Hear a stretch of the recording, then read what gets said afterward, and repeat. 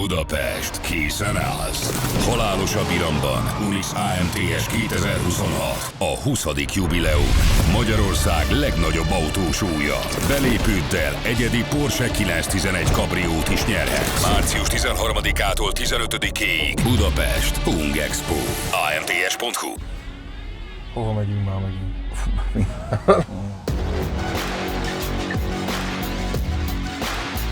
Elmegyünk G-vel 2-esben egy olyan 7 napos túrára, melynek egyik állomása lesz Wülfrath, de nem Wülfrathba megyünk, hanem útba ejtünk. Elég nagy kitérő. Útba ejtjük nagyon jó barátunkat. Jól látjátok, ez az ember itt mellettem nem jól lopuk ki, hanem Szavéri Zoli, aki időközben szakállat növesztett. Nem szedtem még szét egy 2 millió eurós Porsét soha. Ezt el kell ismerni, ez a mérnöki munkán, ez hibátlan.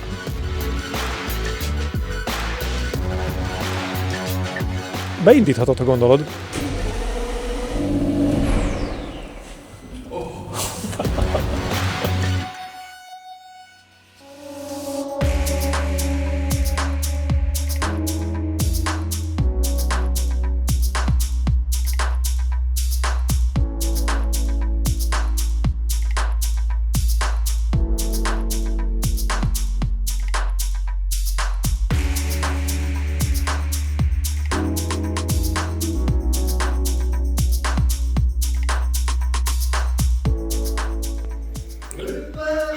Jó reggelt. Itt dolgoztam. Reggel mennyi van? 8:35.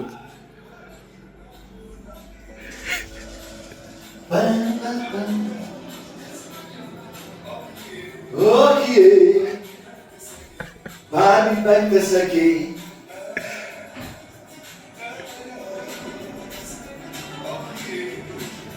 Bármit megteszek én. Ezt kell hallgatni.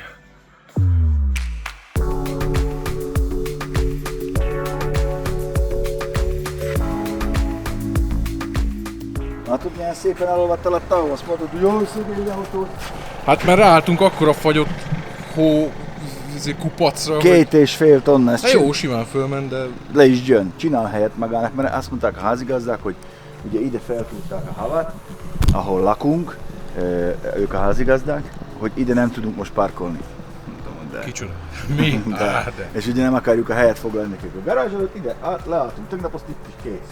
És szépen el is tolták, és látod, ezért jó a gumisárfogó sárfogó, nem a műanyag, mert így szépen, tudod, flexibilis, azt így szépen leesik róla egybe. Nem szakítja le a sárvédőt, tudod? Hát nézzem, milyen kemény. Hát figyelj, amúgy én ezt az egyet fikáztam a Land Cruiserbe, hogy hátul is ilyen kemény a sárfogó lap. Kemény. Hát, de ez talán egy fokkal puha. Nem, az puha. Ez gumi, nézd meg. Az puha. A Land Cruiserben ott keményebb volt. Bár azt is szó nélkül elfogadnám, de... Ki volt az a TikTokon, aki mondta, hogy összegyűlik ahhoz leszakítja a sárhányót. Tényleg. Az nem hányja a sárat egyrészt, mert ugye a sárat... A lökhárítót szakítja le, azt mondta, a lökhárítót. Azt, meg a herénynek. Na, gyere, mondjuk el, hogy... Mondjuk el, hogy jó reggelt van, elmegyünk most reggelizni az Zoltánnal, Pollingban vagyunk még mindig. Bajorország. És hát látjátok, hogy azért leszakadt 20 centi hó nagyon gyorsan. Hát nem 20, de egy 10. De hát ahol ott látta, és ott a kis traktorral már tolja el a szomszédot. De cuki. És megyünk most megreggelizünk, utána meg megnézzük Zoltán gépparkját. Ez Zoltán gyöngyösi lakos. Ez Zoltán gyöngyösi lakos gépparkját, mert beszerzett egy magyar vonatkozású motorral szerelt járművet. Ugye? 8 henger ló van rajta, piros. Mindegy, most az idő az ilyen, hogy abban se fogunk sokat menni. Hát már most nem hó esik, hanem most már lesóztak. Az a baj, a sót azt meg nagyon vigyáz a Zoli. No de autózni majd holnap után fogunk, szerdán, mert aztán Wülfrathba megyünk. Figyelj, én úgy gondolom, hogy ezt megkedveltük, ezt a gépet. Ez jó gép. Nagyon. Ezt Mentünk el tegnap így is, úgy is. Mielőtt még szóvá teszik, engedéllyel lezárt területen. Igen. Mielőtt még szóvá teszik. De jó, nagyon. Kényelmes. Mondjuk a fogyasztásról nem beszéltünk, de hát ahogy mind közlekedünk vele, az ilyen 11-12 fél. De azért jövünk is, nem csak megyünk. Most ráraknál egy AT-s gumit. Hát meg a a csomagtartó, meg minden, az is megdobja. De nagyon jó. Ezt így hazavinnénk, nem? A színbe is. Ilyenre akarom Laci, ez nagyon jó, hidd el, nagyon szép. Igen, mert a Fere Laci mondta, hogy nem szép a lámpája. Mi van? A hátsó. Ja, hátsó. Na, menjünk Zoltánhoz, mert vár minket az Edekában, megyünk ott, megreggelizünk, ott jók vagyunk.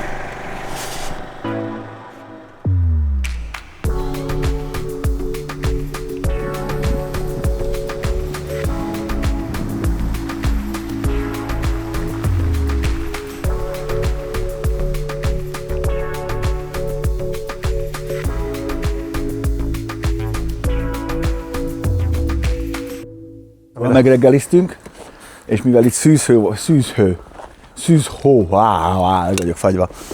van a telepen, a Zoltán autója meg sperdif is, ezért most kibányásszuk. Nem? Na de. Azt mondja Zoli, hogy jó a sper. Jó a sperje. Az működik mindenhol is. Azzal baj nem Meg lesz. jó, Sziasztok. kikeményedett, sok éves gumik vannak rajta. Ne is mondd. Most variáltál azon, hogy kéne a abroncsot venni, csak 14-esbe, a Vredesteinnek nincs olyan, ritka. Igen, legalábbis eddig a Vredestein úgy jelzett vissza, hogy nekik nincsen csak T-indexes. T-s meg X-es, és V-s nincsen 205 70 14-be. Mindegy, majd valamit találunk. Mindegy, intézzük. Na gyertek, bányásszuk ki a gépet, amihez több köze van Magyarországnak, mint gondolnátok. Pedig olasz. Gyertek. Világos nincs. Itt már voltunk. Réges-régen, amikor még elnök volt régen.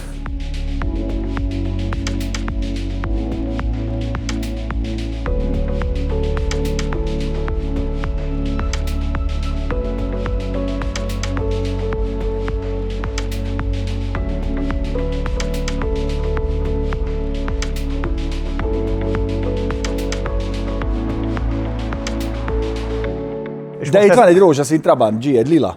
Így van. Na most, hogy mit lehet erről tudni, itt dolgozgatok az otthoni műhely helyett. Szeretném nektek megmutatni az autót, amivel Zoltán a pályafutását kezdte, ez az. Nem, de hogy Nem? sajnos nem, de amúgy... De neked volt amikor gyorsulásra jártál még a Hungaroringre, neked ott volt valami delta hajtás láncos. Az nem az enyém volt, hanem az Borzadáló. akkori főnökömé volt, Aha. egy akkori jó barátomé. Azt neki építettük, az nála is maradt. Azt Az ugye csak mi- én az mi volt? építettem. Egy Half Integrale, az sima 8 szelepes 2 literes turbomotor volt benne, beraktam középre, aztán építettem bele egy De bukócsövet. az egy Trabant volt. Az egy Trabant volt, igen, ugyanaz, mint ez. Ez meg a főnökömnek volt az ex-feleségéjé, ez is be van csövezve, kétütemű, de már, Azt a felnit nézd meg, G. de már Fiat futóművek vannak alatta. 4x98. Nekem ilyen felni volt az kocka Szeltomon. Ja. Be van csövezve. Cuki autó egyébként. Na most azt lehet tudni erről az egészről, hogy miután ez a műhely, ez a céges műhely, tehát ez HK-s és kollégás műhely. Régen, ide van még írva a nevem, hogy a piros vonalig volt a HK-é. Hátul itt van, hogy Zoli. Hátrafele Zolié? Hátrafele a Zolié volt. És ez most is így van? Ez most megint így lesz. Értem, megmondom, hogy mi lesz most. Most megmondom, hogy mi lesz, mert bejöttek időközben, ugyanis az volt, hogy én telepakoltam magamnak autókkal a hátsó részt, és itt elől olyan dzsubát, meg olyan port csináltak a kollégák, hogy azt mondtam, hogy nem tudtam már bejárni, mert itt ez az útrész, ez itt beszűkült. És mondtam, hogy jó, akkor most cseréljük el a hátsó felét a csarnoknak a jobb és bal oldalára. Úgyhogy ez lett HK-s, ez meg Zoli lett. A Zolinak van egy eremánya. Zolinak nincs emállja. Zoli azt mondta, hogy most nem kell nekem ekkora rész, ez most csak eddig az enyém, tehát ez a rész az enyém, hogy ezt én most kiadtam így privátba kvázi. Aha. De most megint úgy döntöttem, 2 kollégámmal egyetemben, hogy ezt itt lefalazzuk, és a hátsó részt lehet akkor fűteni, és ebből egy nagyon-nagyon patika műhelyt csinálunk a következő 2 hónapban. Aha. Tehát ez most van. Ez most történik? Ez most történik, ugyanis már azért rajzoltam itt föl ezeket az állványokat, tehát ezt a keretet, hogy ide jön az emelő majd onnan előről, méghozzá a következő 2 hétben. Tehát most fogom majd a héten valamikor lebontani az emelőt, áthozom ide, itt le lesz fúrva, már próbafúrásokat csináltunk, be lesz rakva oda a sarokba a fűtés, ott fönt ki tudunk pufogni, így van, és akkor Mielőtt még várjál, G, azért vegyük már ezt, hogy itt valaki restaurál egy MAN billencset. Igen. Fordulj már meg. És Ez egy fura restaurált, nézd meg, fel van bakolva. De, ha most csinálja a platót, meg Ez most lesz kész a jövő héten elvileg. Már motorja megvan, jár, két első Nézd futómű meg, megvan. nézd meg, fel van bakolva, ne a kerekein, Dunlop Sport zseni, vagy SP081. Csinálok még itt is fényt, így van. Hogy azért bolondok vannak. Ez egy nagyon szépen felújított teherautó. Hát még eljöttetek egy olyan mellett, ami még nagyon cuki. Na, te nincs egy nyugalom, figyeld. Jaj, jegyem meg. Ez egy bakancs. Igen. Van benne 8000 kilométer. De ez a tiéd, nem? Nem, egy barátomé. Le. Le.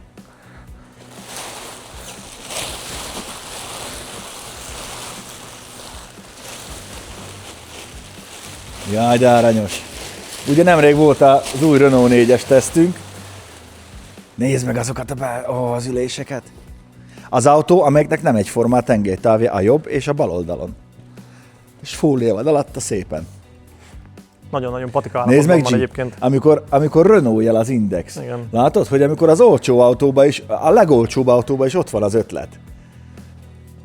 Imádtam ezt a korszakot.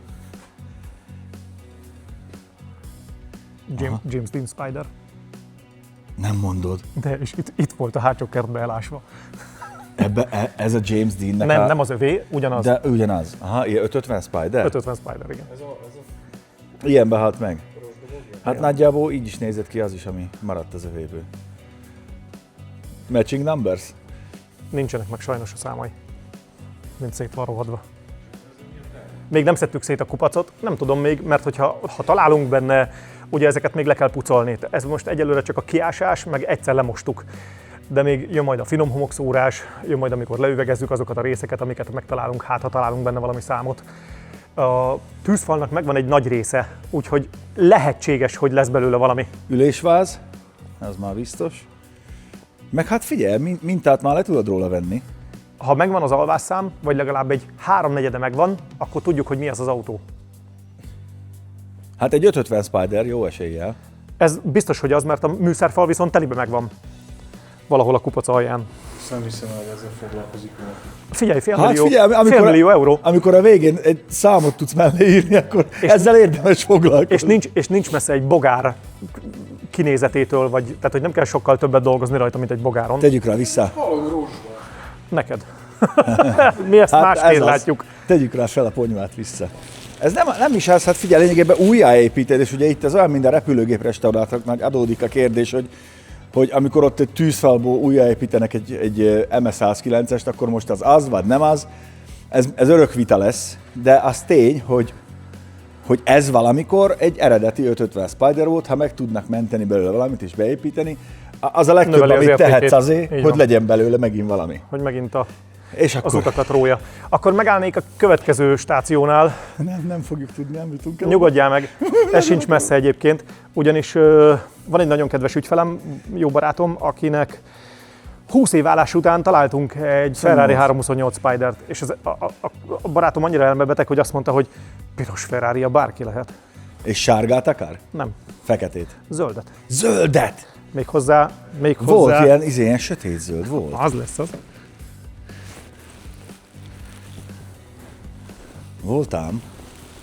Visconti Verde. A lámpákat keresem, mert a lámpa az nagyon jól mutatja. Visconti van. Verde, ott van-e? Ezt tedd be fény alá. Nagyon szép. Nézd meg, Jimmy, milyen gyönyörű. A kaszni az épp fényezőnél van.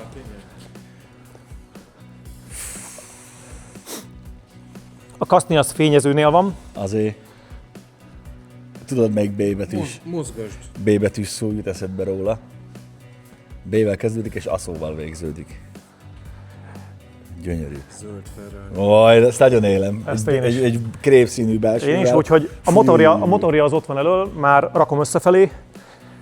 Ő is kap egy enyhe kis optimalizációt. Beszélj róla, mint nem tudom. Majd más a zsiguli. De hát ez ilyen, hát most nincs ezzel baj. Azt is becsülni kell, meg ezt is. Na, de most már na! Zoltán! Már ne húzd az időt. Ne húzzam. Nicht Meg lett a rendszámom is, ugyanez F308 historik? Igen, mert nálunk, erről majd ugye akartam nektek beszélni, hogy nálunk az ilyen jellegű ügyintézés az azon kívül, hogy rendkívül rövid idő alatt megy. De most? Jó, most- csak hogy bevezessük, igen. tehát hogy azért F308, mert mit szeretne? F308. Lesz szabad az rendszám? Persze. És mennyibe kerül az, hogy mit szeretne? Hát valami 10 pár euró, tehát gyakorlatilag nulla. Na, arról, Meg mennyi? 100 000 forint? arról hogy hogyan zajlik itt egy értékbecslés, hogyan lesz H-rendszáma, historisches Kennzeichennje, Ótés. Hogy lesz ótés? hogy lesz ótés tulajdonképpen, arról majd a garázsában beszélgetünk Zolinak, ahol egy olyan autó áll, aminek több köze van ehhez, mint gondolnátok. Van hozzá. Van köze hozzá, csak azért, mert ott meleg van, itt meg nincs. Úgyhogy ezt ott fogjuk elmondani, Jó, és meg- megbeszéljük majd azt, hogy attól, hogy még kéne muzeális minősítés egy régi autóra. Az attól még egy régi autó. Az Egy megöregedett használati tárgy. igen, kész. Amit, hogyha jól karban tartasz, akkor annak ugyanúgy kell tudni Igen. futnia az úton, és nem kell múzeális És minősítéssel úgy megpecsételni valamit, én nem Ez vitrínbe egy- akarom tartani, ez egy hanem Attól valami régi, ugyanolyan Használni. régi marad. Jaj, a gazda szeme hisz nagyon jó szágot. majd részleteiben elmondom, hogy ugye Álljunk ki vele majd. ő most már lassan 50 éves. Lassan 50 éves, én vagyok a negyedik tulaj. Spider. Így van, ez egy GTS. Én vagyok a negyedik tulaj, és mind a 3 első tulajt ismerem.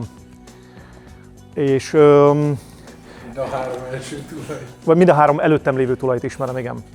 És én ezt az autót személyesen 15 éve ismertem meg, akkor, amikor én ide költöztem Németországba. Egy nagyon kedves kollégám ajánlotta, hogy van itt ez a srác, és akkor kéne neki egy olyan szerelő, aki esetleg ért is hozzá, nem csak kókányolják.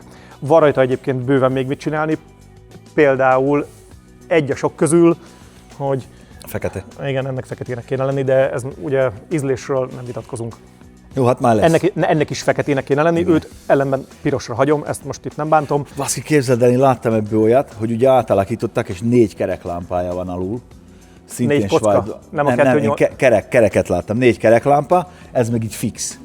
És annyira b***on néz ki, Igen, de hát igen. nyilván az nem egy, de nagyon szép az is. Zoliéknál van most bent egy hasonló, azt már körbenyálasztam. Beszéltem az Zolival, az egy 80 utáni, Az az egy már 80 injektoros, utáni, az az már enyém ugye injektoros. 80 előtti, Ez ő még- karburátoros. Carburante. Igen, és ami nagyon fontos a kettő között még, hogy a 70-75%-át ezt annak idején is Amerikába szállították, ők voltak a nagy felvevőpiac, Igen. de ő egy eredeti európai kivitel. A kis Fiat Panda indexekkel, a rövid lökhárítókkal, amit csak így hirtelen ránézel, és ugye miután 80 előtti karburátorosok mindig 14-es felném voltak. Nekem az előző tulaj kicserélte erre a gyönyörű szép Gotti felnire, amit majd Korhűnek korhű, de majd fel kell újítanom. Igen. Egyébként, ha szép lenne, nekem is tetszene, nem szép, de majd még dolgozunk rajta. jó, ez még friss szerzemény. Most szereztem ezt az autót, majd mindjárt kitoljuk. És a következőképpen jutottam hozzá, hogy mennyire érdekes az élet. A srácnak 15 éve szerelem az autóját. Tehát ezt az autót, ezt 15 éve én javítom. Ja, hogy ismerted személyesen is a kocsit, ez hozzád jött be. Igen, egy szatyorpénzt nálam hagyott, mert az előző, tehát az ő apukája, meg annak a barátja, ők csak azért vették, hogy néha-néha használgatták, de alapvetően az autó állt, mindig állt. Viszont Svájcban az első tulaj egész jól szervizelte. Utána az apukája meg csak félretette, a srác csak félretette. És van benne 70 000 kilométer, gyári 70 000 kilométer, és alapvetően egy nagyon jó állapotban lévő, van, aki úgy nevezi, hogy restaurálási alap, de nem Szerkezetileg kellett, szuper. szerkezetileg egész jó állapotban volt, de mégiscsak a 25, majdnem 30 évet állt az autó, tehát nagyon keveset mozgott. És én az elmúlt 15 évben technikailag patika állapotra hoztam, tehát a motor ki van véve, teljesen fel van újítva, az összes futómű fel van újítva, tehát műszakilag az autó abszolút top. Abszolút. A kasznival nem foglalkoztunk, mert a tulajdonos srác, aki mondom nagyon jó barátom volt, vagy lett időközben, ő azt mondta, hogy nem, egyelőre hagyjuk, majd szépen lassan fölhozzuk az autót. És képzeld el, tavaly megbetegedett a srác, méghozzá úgy néz ki, hogy halálos beteg lett, és én voltam az első, aki az odajött, és megkérdezte, hogy nem kell. Aha. És így jutottam az autóhoz. Akkor ez egy ilyen kicsit ilyen Tehát az én szívemhez nagyon közel áll. Zoltán. Reméljük teszi a dolgát. 2 hónapja. Hát egy hónapja nem volt kb. Beindítva. AC van.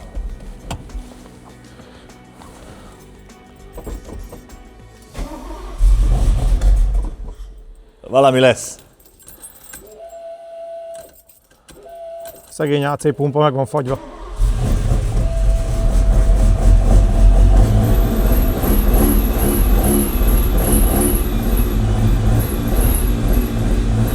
Ah, bukólámpa! Bukólámpa!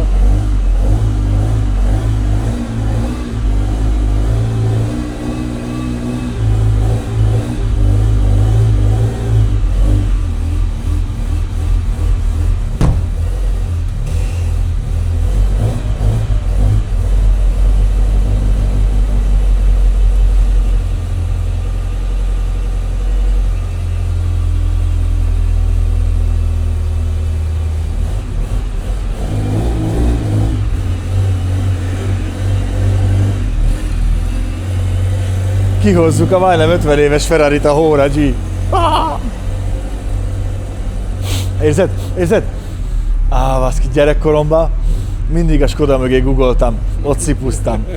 Ezt, nagyon szeretem ezt a szagot.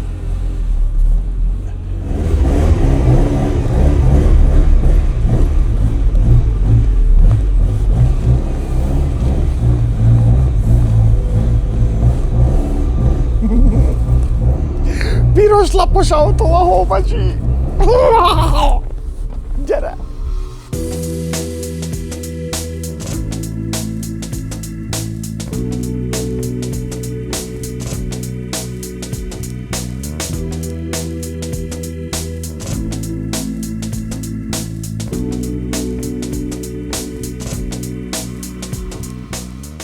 Ezzel nem sokat csináltál, mióta megvan, nem? Amióta megtaláltam, azóta nem csináltam vele semmit.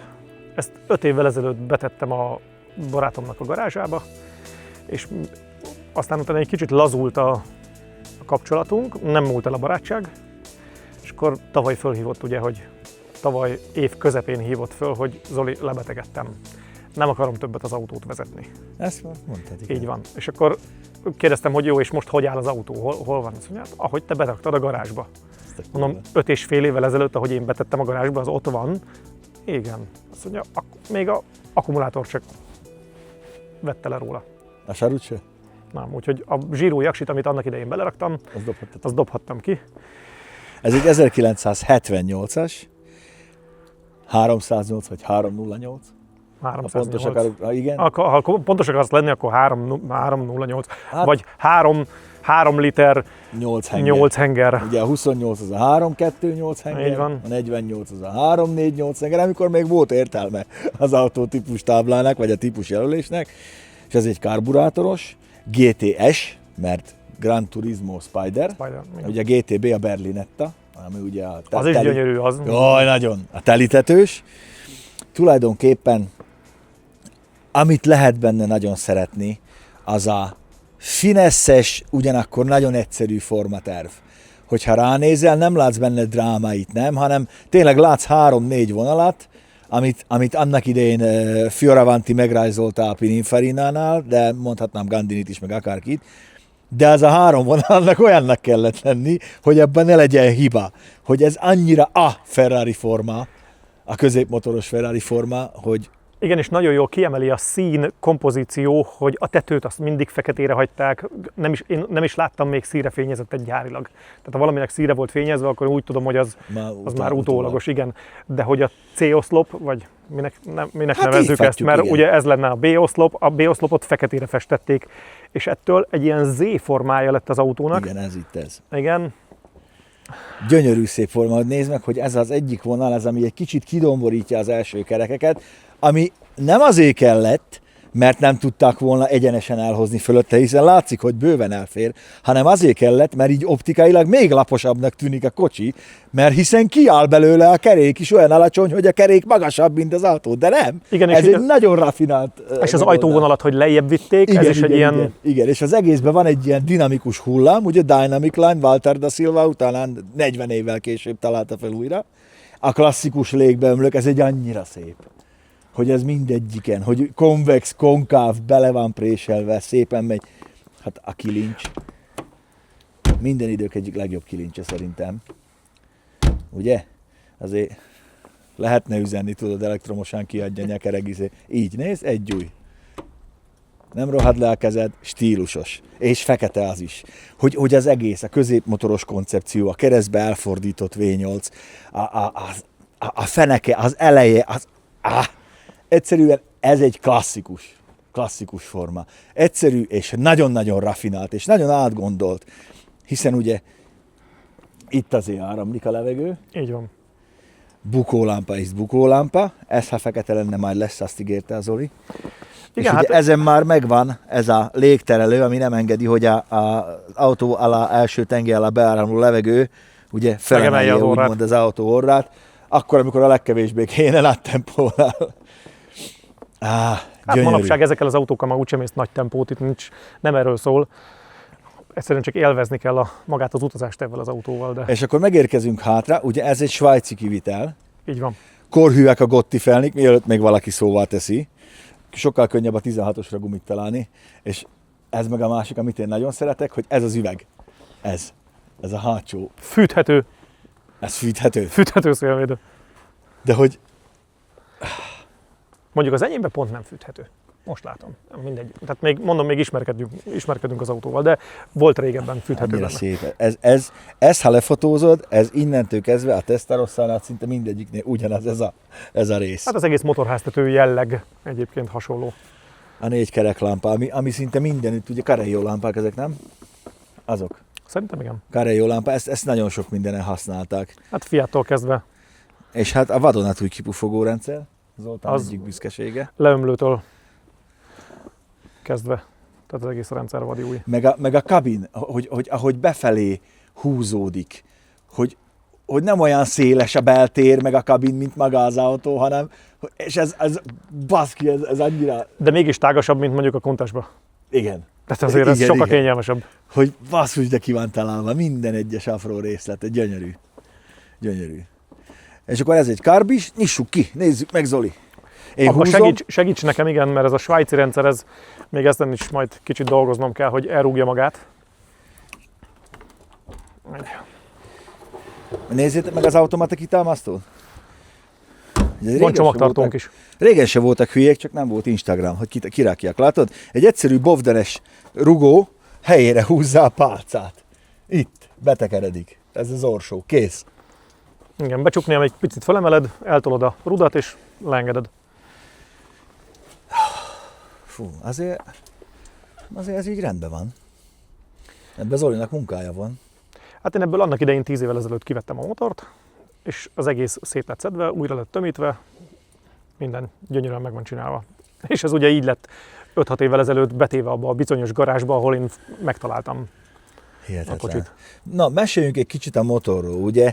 Itt megy szerintem parttalan vita arról, hogy akkor most Mauro Forghieri, vagy Vittorio Jano, vagy ki volt a motorkonstruktőr. Ez nem véletlenül hívják Dino V8-nak, ugye ez az F106-os kódjelű motor. Ugye annak idején, azért öntsünk egy kis tiszta vizet a pohárba, Vittorio Jano 1966-ban elhunyt. Előtte, nem sokkal azután, hogy meghalt a fia. Ezért nagyon sok időt töltöttek Enzo Ferrarival, még az utolsó hónapjaiban, mert ugye mind a kettőnek ugye a fia meghalt. Alfredino volt az Enzo Ferrari fia, aki amúgy nem volt sem mérnök, se semmi, egy nagyon lelkes srác volt, aki imádta a motorokat, meg a bütykölést, meg a versenymotorokat, és Jano a saját fiát látta benne, és nagyon szerette Alfredino Ferrarit, és folyamatosan együtt lógtak, mindig lent volt nála a műhelybe, de az, hogy csináljanak egy 6 hengeres, 2 literes Formula 2-es motort, az már azért felmerült régebben is, csak a Ferrari nem akart oda belépni, nem akartak 6 hengeres motort csinálni, mert mondta, hogy hát ez azért nem is motor, hogy 6 henger. Azt engedjük el, ezért is volt, hogy a Dinót nem is hívták Ferrarinak, ugye? Én ezért röhögök mindig, mikor telerakják Ferrari emblémával a 206-os Dinókat, azon egy darab Ferrari embléma se volt. És ugye a srác, Alfredino szorgalmazta, hogy de mégis kéne csinálni ilyen motor, de hát nem ő volt a motornak a konstruktőre, a Dino V6-ost, azt Vittorio Jano tervezte meg, egyik utolsó munkája volt, már nem is élte meg szerintem, amikor azok a motorok elkezdtek sikerre halmozni, nagyon jó kis motorok voltak, és ugye abból a Dino V6-ból aztán később Mauro Forghieri csinálta meg a V8-ast. Igen, az ő keze alatt született meg végül is. Így van. De architektúráját tekintve, mindenit tekintve, származását tekintve, ez egy Dino V8, szerintem az egyik legjobban sikerült és leghosszabb életű 8 hengeres Ferrari motor, de erről Zoli tud többet mondani. Igen, ennek nagyon jó a kenési rendszere, nagyon jól van hűtve. Mit jelent az, hogy nagyon jó a kenési rendszer? Sokat visz az olajpumpa, vagy jól meg vannak csinálva az olajcsatornák? Vagy? Jól meg vannak csinálva, jó helyen vannak. Ez egy igen, kifejezetten tartós motor. Tehát, hogy ha megfelelően van benne, tehát föl van rendesen melegítve, jó olaj van benne, ez egy örök élet meg egy nap ez a motor. Tulajdonképpen ezt ennél az autónál mutatták be először, a 308-asban volt először ez a V8-as motor, azt hiszem. Nem, a Dino-ban volt, a GT4-ben volt, így van. A GT4-ben, de nem sokkal előtte, ez a 70-es évek. Hát együtt jöttek ki 75. Igen. 75-be, és egészen a 85-ig gyártották. A Dino-ba ugye 70... De magát a motort, várja, a 360, a Modenában már az újabb fajta motor ja, volt? A Mondial végéig gyártották ugyanezt a motort. Igen, a Modenában már az F156 volt, vagy mi a tököm? Hát most azok nekem már túl mindegy. modernek. De hogy ezt a motort, ezt egy 40 évig gyártották körülbelül. Sokáig csinálták ezt az alapot. 90-es évek. Igen. Hát a 348-as még biztos, hogy a 34-es V8-as volt, ez meg ennek a Hát a blokk nagyon hasonló, de szerintem megmerem kockáztatni, hogy már nem ugyanaz. De egy nagyon-nagyon jó sikerült motor, tényleg zseniálisan ki van találva, és ugye az, hogy keresztbe építették be, az meg egy másik érdekes megoldása volt a márkának, és hogy is hajtották le, hogy 3 fogás keréke, mert ugye itt látjuk a motort, hasonlóan csinálták meg mind a 12 hengerest? Mert ugye ott is a váltó a motor alatt van. Végeredményben igen, tehát veszel egy V8-at, betervezed alá mögé a váltót, és a főtengely kihajtásból megérkezik a kuplungba, a nyelestengely, onnan 3 darab fogaskerékkel leviszik, ott beviszik a váltóba, tehát a kihajtás gyakorlatilag alul a motor alatt középen megy be a váltóba, majd a fogaskeréken keresztül jön a hátsó diffibe, ami egyébként már jócskán hátul van, igen. Tehát a motor súlyközéppontja mögött van, innen is ezt teljes egészében nevezhetjük középmotorosnak már ezt az autót, úgyhogy a motor az teljes egészében a hátsó tengely előtt helyezkedik el. És nézd meg ezeket a gyönyörű leemlőket, G. Ez már az Oli munka. És hogy az egész, az öntvények, hogy mennyire szépen ki vannak munkálva. Hogy a vezérlés... Hát ez mind alu. A fedél, ez mind alumínium. Fú. Ugye 40-es, milyen 42-es vagy 40-es karbi van rajta? Ez DCNF. DCNF. Szerintem 40-es DCNF karburátorok vannak rajta, de most ezt már majd még előkezdhetem. Viszonylag rég csináltam már 308-ast. Az utolsó, amin volt, az nem tudom, 6-8 évvel ezelőtt volt, 10 éve. 4 tengely, 2 szí. Így van. Ez egy teljesen egyszerű, felülvezérelt, dupla vezérműtengelyes motor. Nagyon szép. Nagyon szép. És itt is látszik, hogy ha nagyon mélyen belenézel, akkor azért ott látsz varacskolást meg péntek délutánt, de ha így kinyitod, mert éppen lerohadtál valahol, vagy csak úgy nézegetni akarod, akkor azt mondod, hogy azért ez csak egy Ferrari, hogy azért úgy, amire ránézel, az szép. Nyilván optikailag még kell rajta dolgoznom majd, igen. De egyébként felhívnám a figyelmet, hogy én a 60-as évek közepétől, 60-as évek elejétől nem láttam nem klímával rendelkező Ferrarit, ebben is ott van a klímakompresszor. Tehát mindegyikben benne van, abban benne kell lennie. Ott van ez a klímakompresszorod. Ja, és ott van a szíj is, ami hajtja. Ja. Egyébként a kapcsoló panelen, majd hogyha a G bemegy a középkonzolra, ott van az AC kapcsolója. Az F106, az F106 az a motorkód? Az a motorkód, így van. A GTS, 308 GTS az ugye magának az autónak a típusa.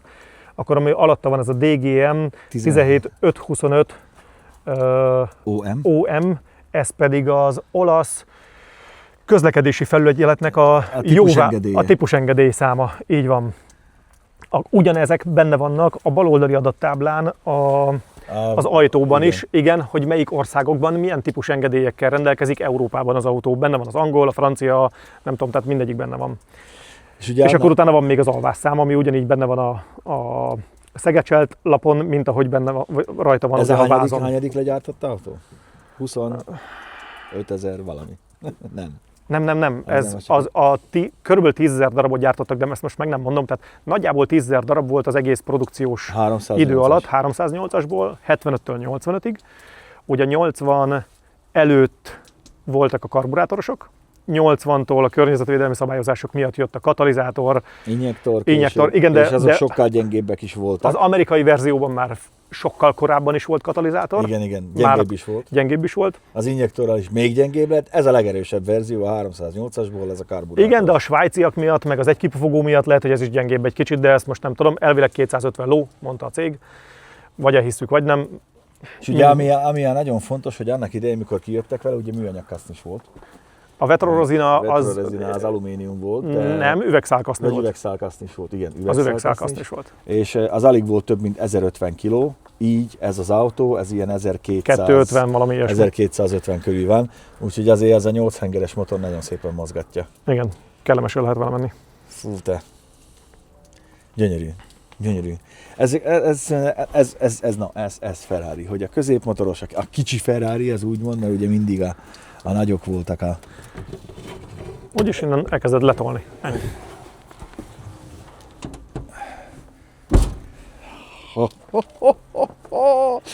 És akkor bent, ha megnézed, miután megcsodáltad kintről, és azt mondtad, hogy nekem erre feláll, akkor benézel, és rájössz, hogy tulajdonképpen minden ki volt már találva egyszer. És úgy volt a jó, ahogy az kitalálva ki volt.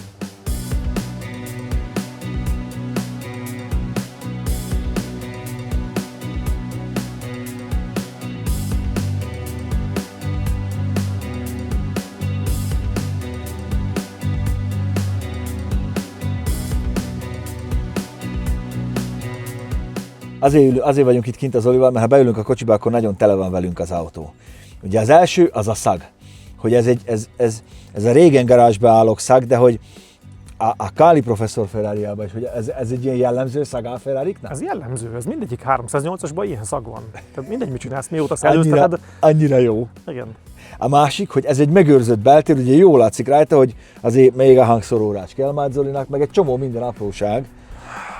Ott lesz egy kis problémám a hangszóróráccsal, mert megvannak az eredetiek, csak valami agysebész kinyírta belőle a hangszórónak a lukját. De megvan, ott van hátul a csomagtartóban, tehát megkaptam a gazditól. Mármint, hogy a rácsot kivágta? A rácsot kivágta, a gyönyörű szép alumínium szára csiszolt rácsot kivágta a barom, úgyhogy azt még majd kell szereznem.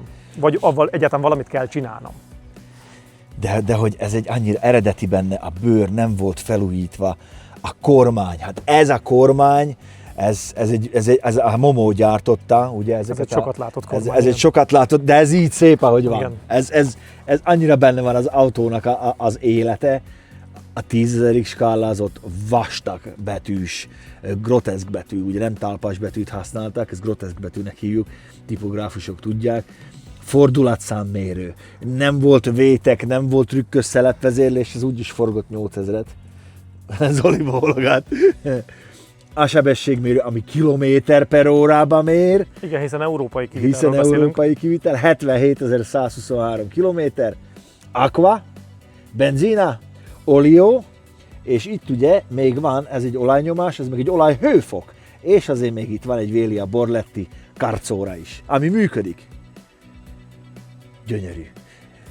És hát, Csüss be. Hagyjuk már be. Te onnan be tudsz ülni, én majd ide melléd állok. Várj. Így van, szenved be magad. Befértem a kuntas bebbe és befogok. Megoldod. A bakancs a legjobb. És a fekvő póz, az nem véletlen, ebbe tényleg így kell ülni, szóval nem azért ülök benne így, mert egy nagy darab paraszt vagyok, hanem ezekbe tényleg feküdni kell, ezekbe az autókba. Nem véletlen, hogy Tomszelek fölött is mindig ki volt véve a tető, mert ugye jól közel látszik. 2 méter volt, igen. De hogy amit mindig elmondok, amikor a Káli professzornál is vagyok, hogy gyerekek, nem kell feltalálni újra a sájtba a lyukat, meg a gödörbe a sötétet. Ez egyszer volt kitalálva, a váltó A kulissza, a váltó kar, meg a váltó gomb. Ez az evolúciója itt ér véget ennek a történetnek. Nem kell férfi alakú váltó előválasztókarokat csinálni, nem kell kis pöckölgetős dolgokat csinálni, nem kell kitalálni azt, ami kész, tökéletes. Ez az univerzum maga. Ennél finomabb, elegánsabb, hatékonyabb, könnyebben áttekinthető dolog nincs. Ezért legendás ez. Egy fekete gömb, fehér számokkal, és a hülyék kedvé még meg is van vezetve. És azt várjál, azt a kuplungot. Ugye, lefelé egy doglegváltó, 5, 4, 5, a rüki meg itt van elő. Azt majd járó motornál. Azt már járó motornál, igen. Hogy ez maga, ebben benne van az egész olasz nép. A Cézártól kezdve a milánói divatszalonokig ebbe az egy darab alkatrészbe, ami így néz ki. És hát a korabeli kapcsolók, ezeket amúgy nagyon sok autóban használták, ugye, ahogy a bajusz kapcsolókat ugyanúgy, ahogy ők is beszállítótól vették a dolgokat, a mai napig így van. Fiat Lancia, gyakorlatilag a Fiat kapcsolók minden. Ezért van az, hogy minden Ferrariben van egy kis Ducato. Ugye, ez a mondás. Ide amúgy, ez itt Zoli, ide fel is lehet csattintani valamit, vagy ez egy... Nem. Ha azt meghúzod azt a gombot, akkor ott azt le tudod venni azt a panelt, és ott van mögötte az egész biztosítéktábla. És csak egy ilyen egyszerűen, hogy meg tud nézni, ott van relé biztosítéktábla, minden ott van. Alul is kell lenni egynek egyébként, ha jól emlékszem. Ezt majd itt a ott egy csavar van. De mindegy, ne húzzuk meg, de az előbb már meghúztam. Az ott semmi, az csak úgy tekeredik, azzal nincsen semmi dolgod. Az ajtóban van ugye egy kis tároló, és hát mint minden korabeli rendes Ferrari-nál ennél is így ülsz, mert annyira betüremkedik a kerékdob, hogy ott van a fék, ahol más autóban a gázpedál. De ez... És ennél még annyira nem is olyan veszélyes. A Dino egyébként sokkal látványosabban rossz, és keresztbe ülsz, mondjuk a kocka Dinóba. De hogy nézd meg, hogy árnyékolód van, hogy a kormánytól szépen látsz mindent, nem takar ki semmit. Ugye a légbefúvók, amik annyiba térnek el a Lamborghini-től, hogy ebbe bele van öntve a ló, az ágaskodó ló, de amúgy a ladáival csereszabatos, ebbe teljesen biztos lehetsz. Elektromos ablak. Azért az már luxi-muxi. Lefele nyomod. Kis bőrtasó. Kis bőrtasó. És nem kell több. Klíma, borletti, elektromos antenna, szívató, ez a mennyit fújunk, milyen meleget fújunk, egyik oldal, másik oldal, igaz Zoli? Igen. Kézifék, go. Nem kell több. Itt ülsz egy piros lapos autóba, az maga több. Ez már csak ilyen sallang. És kérdeztem Zolit, hogy mik ezek a kis pöckök itt. Ez, meg itt is van ezen az oldalon. Ez úgy van, hogy amikor a targatetőt leveszed és behelyezed, mert helye van a két ülés mögött, igen, akkor egy ilyen bőrbugyival le lehet takarni, és ide csattintott föl a bőrbugyogót.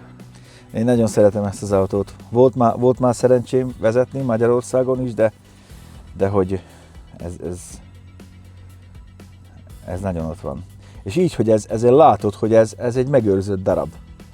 Én ezt szeretem a legjobban, én ezeket az autókat szeretem a legjobban, ami műszakilag kifogástalan, kívülről meg olyan, hogy látszik rajta, hogy ez megy. Ez nem áll, ez dolgozik. Dolgozik. Melegítsük be egy kicsit, azt menjünk bele itt egy picit, így öblögessünk. Pistán, indíts be. Tudod, hogy kell? Ja, ide. Remélem még langyos. A kuplung az... És vadi új.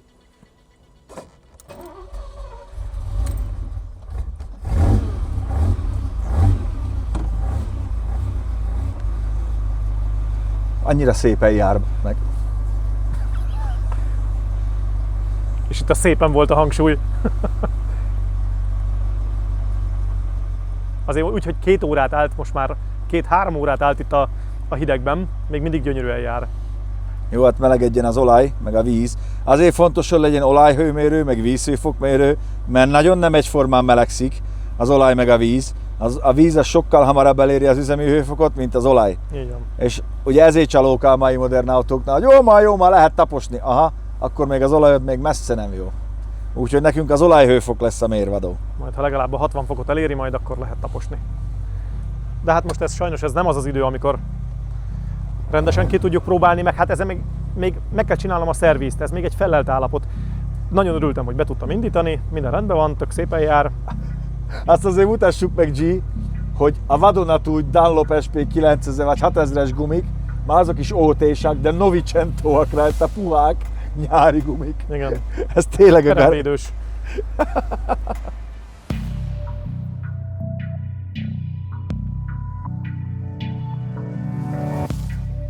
Amíg a Ferrari halkan duruzsolva melegedett, Zoli megmutatta másik szerzeményét is.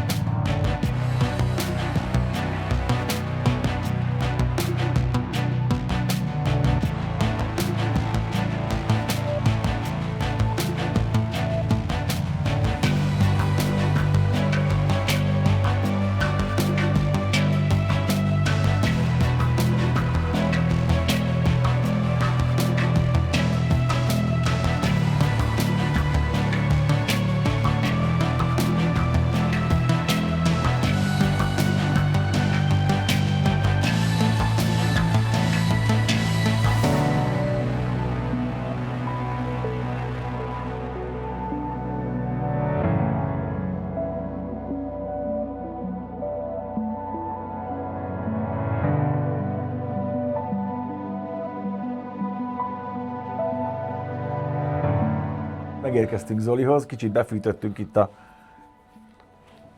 Igen, ez a saját garázsom, de hát ezt már azért egy párszor megnyitottam már. Igen. De azért vagyunk itt, hogy ugye elmutassuk nektek, hogy azért van itt nem teszem rá, várjál, akkor az nagyon érdekes lesz. Ugye ez egy Fiat Dino 2400. Így van. Ugye? Ez a te saját autód, ez Igen. is.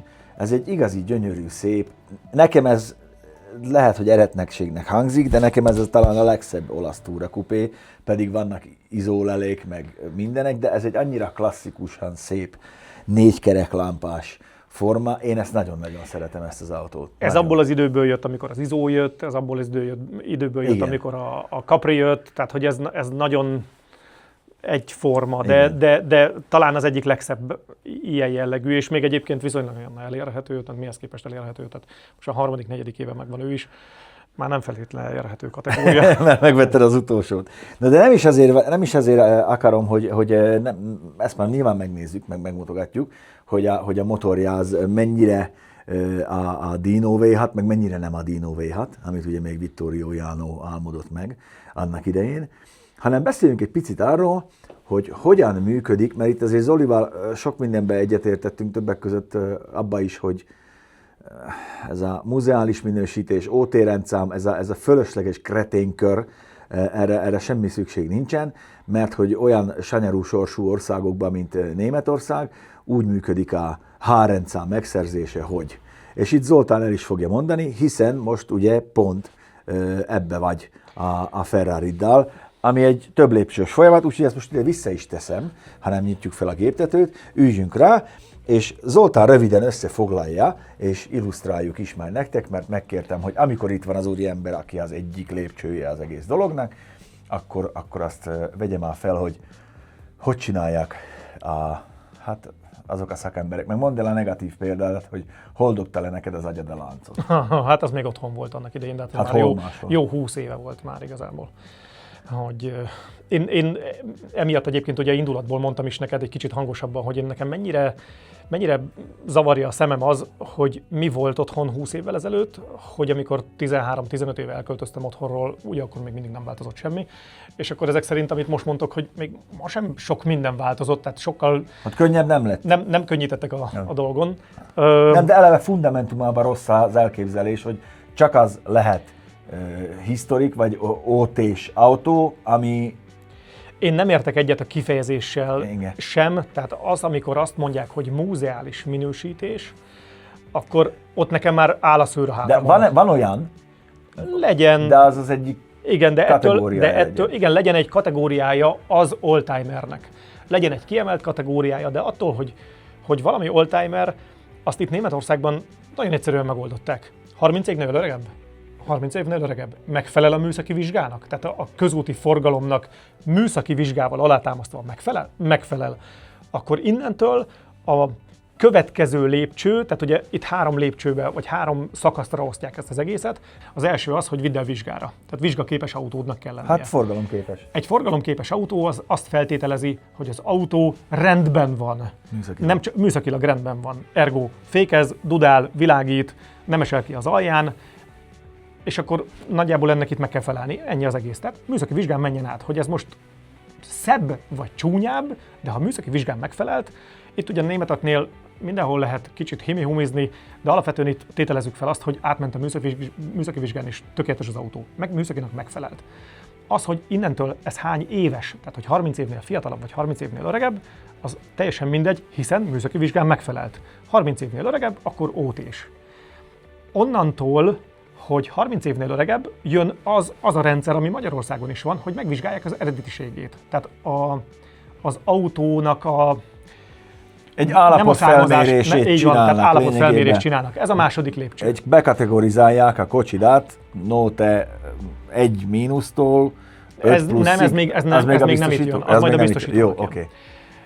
Itt is megkapja egyébként a Note 1-től 5-iget, hogy milyen oldtimer kategóriába tartozik, de ez gyakorlatilag... De az nem képezi Itt- vita tárgyat, hogy ez egy oldtimer, Ez egy mert OT. 30 Így évnél van. idősebb. Pont. Így van, tehát nagyjából identikus a magyar és Igen. a német rendszer, megállapítják, hogy kb. 85%-tól több eredeti alkatrész van benne, vagy minimum 85%, és akkor ott csak kapsz egy igent vagy egy nemet. Az autó OT-s, alkalmas a H rendszámra? Igen. Megkapod a minősítést, megvan a H-s rendszámod. Innentől a következő lépcső, hogyha forgalomba De akarod bocsánat, ennek helyezni, nem a feltétele az, hogy minden eredeti legyen, meg minden nem, és az sem feltétele, hogy minden patika gyönyörű legyen, hanem itt az a lényeg, hogy OT-s az autó. Az én autóm például, amikor annak idején a Lanciáról beszéltünk, akkor a Lancia az egy 3 pluszos eredményt kapott, az azt jelenti, hogy ugye az 1-es itt Németországban a legjobb, az 5-ös a legrosszabb, vannak Nem, a fordítva. plusz-minuszok, az 1-es a legjobb, az 5-ös Ja, a tényleg legrosszabb. Note 1, igen, bocsánat, Így van. igen.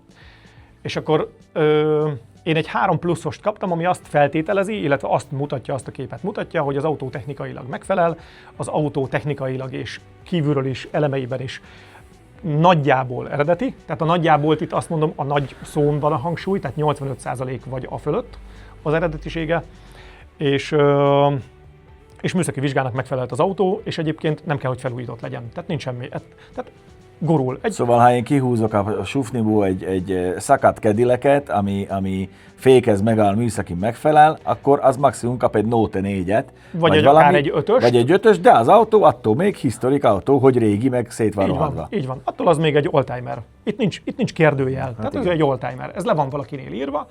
És akkor a következő lépcső, ami ehhez szorosan hozzákapcsolódik, és azért kell itt megemlítenem azt, hogy ugye van a kötelező biztosítás. És akkor a kötelező biztosítás az Magyarországon is van, itt is van. Ez hozzá-kapcsolódik annyira szorosan ehhez az oldtimer minősítéshez, amikor kijön egy külön értékbecslő, és amikor te kötelező biztosítást kötsz, akkor a kötelező biztosításod neked mindig ugyanannyi lesz, de onnantól, hogy te félkaszkót vagy teljes kaszkót akarsz fizetni, onnantól az autód értékének megfelelően fogják kifizetni a benned okozott kár. Magyarán nincs avultatás, meg ilyesmi. Nincs avultatás. Illetve ha van is avultatás, az mindig attól függ, hogy az éppen aktuális értékbecslő, tehát minden évben javíthatsz rajta, minden évben megnézheted az autódat, és mondjuk a Ferrari például Note 2-t kapott, mert nem patika vadonatúj az autó, a karosszériája is nagyjából eredeti, de a technikája viszont tökéletes. Magyarán nem neked kell utólag bizonygatnod, hogy ez egy értékes veterán volt, hanem eleve te egy értékes veteránt biztosítasz. Így van, Pont. így van. És akkor itt is beosztják az 1-től 5-ig be, itt is megvan az, hogy 1 plusz, vagy 5 mínusz, vagy teljesen mindegy, de ez már egy kategória a biztosítónak,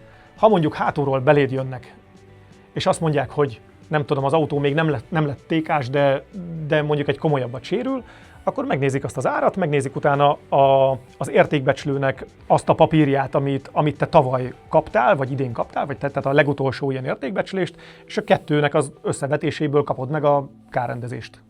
És ennyi. És az autód ettől még OT-s. Zárójelben jelezném, hogy volt olyan kollégám, aki előhúzott valahonnan Amerikából, nem tudom honnan, egy pajtából egy 67-es Ford Mustangot, csupa egymerő rozsda volt az autó, de miután Phoenixből jött az autó, a sivatag kellős közepéről, ezért csak felületi rozsda volt rajta. Nem volt lukas, semmi baja nem volt azon kívül, hogy kívülről ez az igazi Rusty's stílusú volt az autó, belül is a bőr egy kicsit szakadtas volt, stb. Kapott egy 5 mínuszt. De attól az még OT.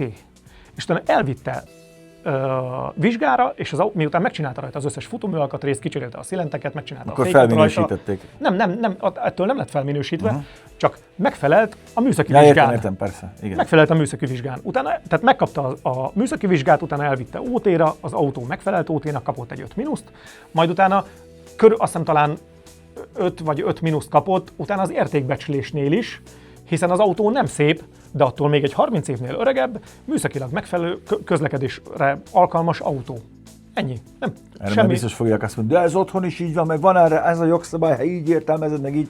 Értem, csak nem életszerű, meg nem működik úgy, ahogy kéne. Itt viszont ez könnyedén megy. Ez az, hogy itt könnyedén megy, mert kijön az ember, a biztosítós, ezt le is videóztad. Így van, így van. Ért hozzá, tudja, mit kell nézni. Igen, és itt ez nagyon érdekes, hogy olyan nagy biztosító társaságok, illetve olyan nagy értékbecslő társaságokat hívsz föl, akik kapcsolatban állnak a biztosító társaságokkal, akik úgy vannak felkészített emberekkel kapcsolatban, tehát felkészített vizsgabiztosokkal kapcsolatban, hogy mindenkinek van egy adott szakterülete. Igen, tehát nekünk a Mercihez más szokott kijönni a céghez, mint az olasz autókhoz. Tehát nekem most a 3 autót, illetve ezt még nem vizsgálta át, de a Ferrarit is, meg a Lanciát is ugyanaz a srác. Tehát én fölhívom a céget, hogy erről a körzetről küldjenek egy olyan embert, aki olasz autószakértő. És hogy látod, hogy tényleg ért hozzá? Igen. Vagy csak vakon van? Nem. Kijött a srác és mondta, hogy jaj, de szép, és nézte a kis táblázatát, és mondta is, hogy például a Ferrarinál nézte a váltószámomat, mert ugye én fölemeltem neki az autót, igen. Megnézte az egészet, és mondta, hogy az ő listája alapján, tehát az, ami az ő databázisában van, azt mondta, hogy a váltószám tökéletesen megfelel. Szóval utána néztél már, hogy matching number az autód? Mondom, nem néztem még utána. Azt mondja, valószínűleg az lehet, mert például a váltószám is, meg a motorsorozatszám is tólikba benne van évjáratban. Tehát, hogy nem hülyéket küldenek ki, hanem egy olyan, aki látott már ilyet. Hát és akkor itt a nem hülyéket küldenek ki, ezt is mondtam neked nemrég egy pár perce, hogy Magyarországon 2006-ban én elvittem, még akkor a Mozaik utcába, egy akkor frissen behozott Alfa Romeo 6C 2600 SS Corzát. Soha nem hallottunk róla. Én se hallottam róla előtte. Ez egy versenyautó. Ez egy versenyautó volt. Világháború előtti. Nem, ez 42-es évjárat volt egyébként. Ez egy nagyon érdekes autó volt, ugyanis ebből a típusból... Zilliárdokat ér. Ez 2006-ról beszélünk, tehát volt akkor egy olyan ügyfelem, aki ezt megtehette. De ez az autó, ha sok pénzed van, ugye bármit csinálhatsz. Itt a következő van, az Alfa Romeo-nak az engedélyével egy kupéból lett átalakítva roadsterré, tehát ez egy kabrió autó volt. Abban az évben, 1942-ben 8 darab ilyen autót gyártottak, nekem az ügyfél, az minden egyes 8 darabot gyártottak belőle. Minden egyes dokumentumot elhozott nekem, hogy tudjuk bizonygatni, hogy ez az autó. Igen, ez meg is van, ebben nincs semmi baj. Van az Alfától szertifikáció, az Alfa Romeo Múzeumtól, mindentől volt. Elvittem a vizsgállomásra, és akkor jött ez ne haragudjatok komolyan, és ebben majd azt hiszem, hogy a 20 évvel ezelőtti énemet is fogom majd egy kicsit, tehát hogy megérkezett a kékköpenyes, vastagkeretes szemüveggel az a Mézga Géza hajú, kopaszodó bácsika, az igazi tudálékos... Nem tudom, ott már remegett a szemem, és beálltunk a vizsgasorra, főhúzta a szemöldökét, így meg akart a fejed, és mondta, hát ez mi a jóisten? És akkor jó van, mutassad, hol vannak a számok.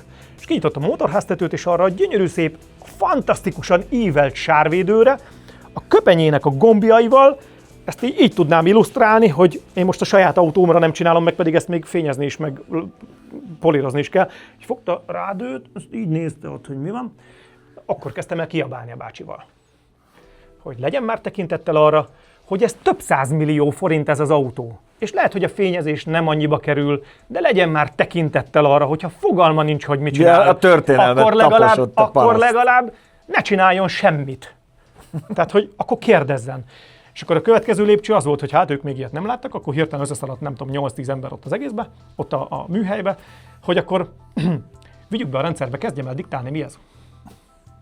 Hogy nektek nincs valami, jó, oké, 20 évvel ezelőttről beszélünk, hogy nincs valami olyan lista, hogy legalább ti tudjátok, hogy miről beszélünk. Hogy ez nekem olyan fura volt, és én azt látom, meg azt hallom tőletek, hogy De nem csak tőlünk, azért jársz haza. igen, hogy... Hallod ott is. Hát jó, de hál' Istennek ilyen körökben nem vagyok benne, meg hogyha valami ilyesmi van, akkor valakire rábízom. Jelen esetben ugye a Bódizolóékra, mert ők hál' Istennek ebben most már lassan rutint szeretnek. Nem, figyelj, iszonyú káosz van az egészben, meg annyira túl bürokratizált, túl okoskodott, mindenki óriási lámpa a sötétségbe, és csak az van, amit ő tud, csak úgy van jó, ahogy ő tudja, és közben üzemeltetünk, meg fenntartunk egy életképtelen szarrendszert, és a végén mindig az van, hogy akinek van egy öreg autója, az azt mondja, hogy szarok én bele az OT-ba, mert annyi vesződtséggel jár, inkább hagyom így. Holott így is lehetne, mint itt. Na és akkor eljön a biztosítótól az ember, aki ért hozzá, megnézte a kocsidat, Fölértékeli, így, és utána a klasszik data alapján kijön belőle az, hogy mennyi a biztosított értéke az autónak. És akkor ezzel a 3-mal tudok oda menni az én saját biztosítómhoz, onnantól már teljesen mindegy, hogy hol akarom biztosítani. Oda viszem az én biztosítómhoz, és megmondom, hogy én szeretnék rá egy full kaszkót. És akkor innen jönnek az árak, hogy például a Ferrari-ra, amit mondjuk jelen esetben fölértékeltek körülbelül 100 000 euróra, ezzel a Note 2-vel, talán kicsit fölélődtek, ezzel a biztosító azt mondja, hogy semmi gond, full kaszkóval 900 euró per év. És akkor azt mondom, hogy köszönöm szépen, ez korrekt. Nyilván feltételezik azt, hogy én vigyázok rá, nyilván feltételezik nincs azt, kilométerkorlát, meg nincs, ilyen nincs baszakodás. semmi ilyesmi. Nincsen kiskönyvvezetés, nincs kilométerkorlát, nincs semmi. És a rendszer, mennyibe kerül neked egy ilyen mutatvány itt a Németországban, ami ugye nem is létezik, meg ez egy olyan Az mondás alapkötelező otthon, biztosítás, az alapkötelező biztosítás az azt hiszem, hogy... De nem, ez maga a minősítés, az, hogy rendszáma van a kocsinak, amit ugye magad választasz ki. A minősítés az most emelkedett egy kicsit, tavaly előtt 300 euró volt, most ilyen 350-370 lesz. És akkor házhoz jön az ember. Házhoz jön az ember, igen, tehát vagy én mondom meg, hogy hova jön. Tehát ezt is tudnám minősíteni, hogy itt föl van emelve a garázsba, körbefotózza az autót, alá is tud feküdni, tehát, és nem, hogy mondják, nem esik le a gyűrű az ujjáról, tehát igenis dolgozik érte, és akkor egy jó fél órát fotózgatja az autót, ahol kell, amit lehet szétszed. Nyilván ez is attól függ egyébként, hogy milyen mélységű, milyen pontosságú felmérést kérek én, mert van a kicsi, meg van a nagy. Tehát az, ami elsőre az látszik, hogy igen, számok stimmelnek, karosszéria jó, körbeméri a festékvastagságot, megnézi a minőségét, tehát egy csomó minden ilyesmit megnéz, de semmi óriási. De menjünk vissza a pénzhez, mert arról kezdtünk beszélni, hogy ez egy ilyen 350 euró, hogy minősít. 350-400 euró kb. Az autónak a vizsgája az pontosan ugyanabba kerül, mint bármilyen más autónak, 156 euró, ha jól emlékszem. És nem kell időpontot kérni, hanem bemegyek, kiállom a sort, ami általában egy 10 perc kötőjel 1 óra maximum. Ha tudom, hogy mikor kell a vizsgállomásra menni, akkor nyilván azonnal sorra kerülök. És az OT minősítés, amikor a H rendszámot vizsgálják, az is körülbelül 300 euró nagyjából. Amikor elviszem a vizsgállomásra az autót, én azt szoktam csinálni, hogy ott hagyom. Nagyjából 3 órát vizsgálgatják az autót, ez az OT minősítés, nem az érték, hanem az OT minősítésnél, és 3 órát vizsgálgatják, és az is kb. 300 euró. Maga az autónak az átírása, mint bármelyik másik autóét, én 64 eurót fizettem, az én általam egyedi, mindegyik egyedi, de hogy a saját magad által definiált rendszámmal, így van. 64. Tehát ebben 64 euró volt, és ebben benne van a 2 rendszám. Szóval tulajdonképpen elmondható, hogy ez az egész cakumpak, onnantól kezdve, hogy biztosító, minősítő, OT vizsgálat vagy ellenőrzés rendszám, ez azért bőven egy 2000 euró alatt van. Hát az éves full kaszkó biztosítással együtt 2000 euró alatt van. Igen. Tokkal vonóval. És ami még nagyon fontos, az idő. És időben ez mennyi? Időben úgy, hogy nem kérek senkitől időpontot. Szerdán fölhívtam a minősítő srácot, azt mondta, hogy kérdezte, hogy mikor menjen. mondtam neki, hogy Ja, ő kérdezte, hogy mikor jöjjön. pénteken délelőtt ráérek, azt mondta, hogy jó, akkor 9-kor jó neked, mondom, jöhetsz előbb is, jó legyen akkor előbb. A délre már végeztünk mindennel, a vizsgasoron úgy van, hogy hétfőn szóltam, aztán csütörtökre szóltak, hogy akkor egy kicsit lazább nap lesz, ne stresszeljük ezt az egészet, csütörtökre vigyem be az autót, csütörtökön ott hagytam délelőtt 11-kor, délután 5-kor mentem érte, készen volt a H minősítés, és gyakorlatilag ez 10 napon belül el van intézve, átírással mindennel együtt, úgyhogy nem kell messzire rohangálnom sehova, és nincsenek időpontok. Na, hát akkor kívánnánk talán egy ilyen működőképes rendszert. Hangsúlyozom, vidéken vagyunk. A városban talán egy picit tovább tart, de leginkább csak az átírás tart tovább. Aha. Mert az Zulassungsstellén a városi, tehát például Münchenbe, hogyha bemész, ott azért kell időpontot kérni. Tehát ott sokan vannak. De itt lent vidéken nem kell. Na most, hogy kidühöngtük magunkat, meg elmondtuk, hogy hogyan tudna ez működni egy normális helyen, meg egy normális rendszerként, szerintem vezessük le egy kicsit a feszültséget, és kicsit menjünk a Ferrarival a hóba, mert sperdif is.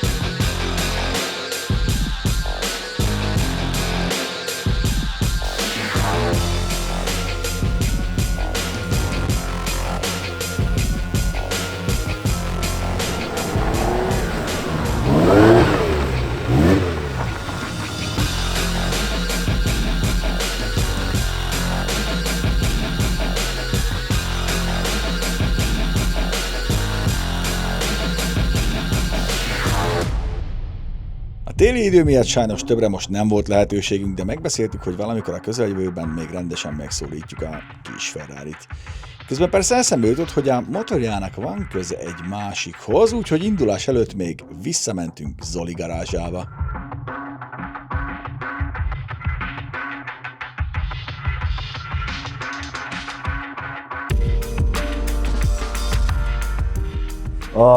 Dino, Alfredino. De a típus, betűtípus, mert ugye a motor miatt nevezték így a kocsit. A kicsike, így van. A Dino ugye olaszul a kisfiút jelenti, vagy nem tudom, valami ilyesmit. És rendesen hosszában van, hátsó kerékhajtás. Coupé, olasz, 5 sebesség, manuál. Mi baj lehet? És ugye ez az a motor, ami az is, meg nem is. Ferrari motor is, meg nem is. Hát ugye ezt a Ferrarinál rakták össze, ezt a Ferrarinál csinálták, az egész autót a Ferrarinál csinálták, meg szerelték össze. Maranello? Én úgy tudom, igen. Tehát, hogy ez az első darabokat a Fiatnál rakták össze, és utána visszavitték vagy fordítva, vagy lehet, hogy az első darabokat csinálták a Ferrarinál, és utána vitték a Fiathoz, mégis teljesen mindegy, de maga a motor az egy gyártósoron készült, annyi különbséggel, hogy a Ferrari Dinóban alublokk van. Ebben vasblokk van. Más a vezérlés, más a gyújtástérkép, tehát hogy ez egy sokkal Gran Turismosabb, sokkal vezethetőbb, alul nyomatékosabb motor. A Dino motor, tehát a Ferrari Dinónak a motorját, azt forgatni kell, igen. Más karaktere van, de alapvetően ez egy, ahogy a jó német mondja, ez egy Baugleich motor, tehát hogy elvileg rá lehetne építeni arra a középmotoros váltósra, de ez egy vasblokk, így van, ez egy vasblokk. Hát ugye ez azért kellett, hogy egyrészt az árát is lejjebb tártsák, meg hát ne Ferrari gyártsanak Fiat emblémával, meg Ferrari áron, de ez egy 170 lovas, 6 hengeres rendes motor. Ugye, ha megnézitek, A Ferrari, a V8-on ugyanezt látod rajta, csak elfordítva oldalra, szóval szinte ugyanaz, és gyönyörű. Szeretjük. Őt úgy sikerült megszereznem, hogy 18 évig volt egy gyűjteményben, és akkor egyszer csak így egy ismerősöm látó körébe került, hogy eléggé jó áron meg lehetne szerezni. Mert hogy 18 éve áll az autó. Néha-néha beindítgatták, de 200 másik autó mellett volt valahol benne a sarokba. Alapvetően úgy került a látóképünkbe, hogy a gyűjteményben volt 2 darab 300 SL is. Aha. És azokat a cégünk megvásárolta. És akkor ott a sokadiknak ez az autó is ott mellette volt.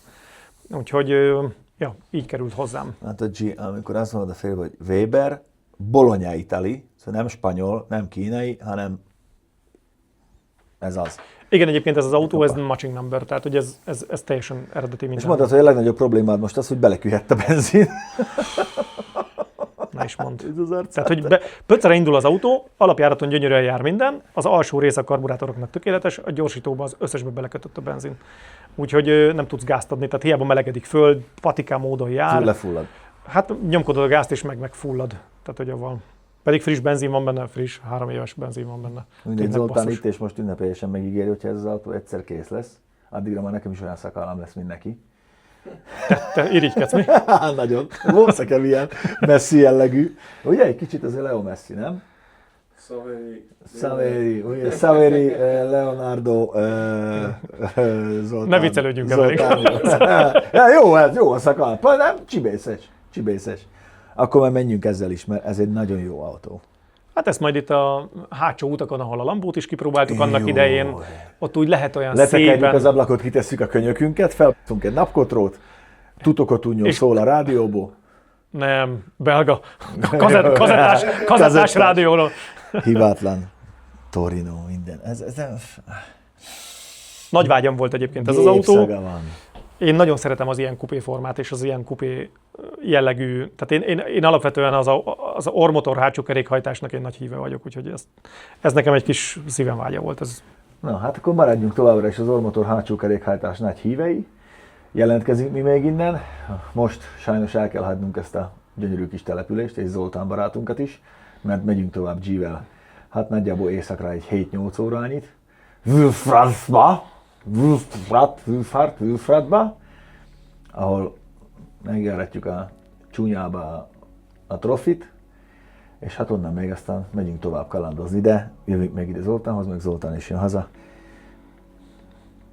Ez így egy jó szerkesztett nap volt, én úgy gondolom. Keep in touch. Ölellek. Köszönjük, Zoli! Ja, és iratkozzatok fel mindenhol, TikTok, Facebook, úgy is tudjátok, kis csengettyű, nagy csengettyű, subscribe, lehet támogatni minket, vásárolni, és abban mindent lehet. Hova lehet? Klasszik részre? Meg csináltam én is TikTokot már. Tényleg? Simán Zavéri Zolik, tehát hogy jó, meg lehet találni. Ott is kövessétek Zolit. Trollkodjuk szét. Végre valami jó hír. Gyere, csukjuk le ezt így. Mert az autó színe piros. Tényleg most már majdnem az összes autón piros. Még az Audit is le kéne fóliázni piros. Nem, azt azért csak nem. Audit nem kell. De szép.